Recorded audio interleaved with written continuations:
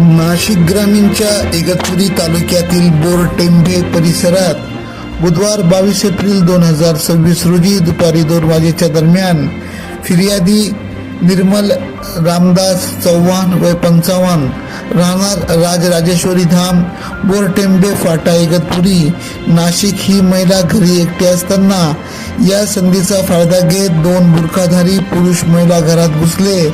महिलास धक्का देत तिच्या गळ्यातील 2.5 तोळे वजनाची सोन्याची पोत, मंचके, सोन्याचे पान असे 72,000 रुपये किमतीचा सोन्याची पोत बळजबरीने हिसकावून तिथून फरार झाले होते.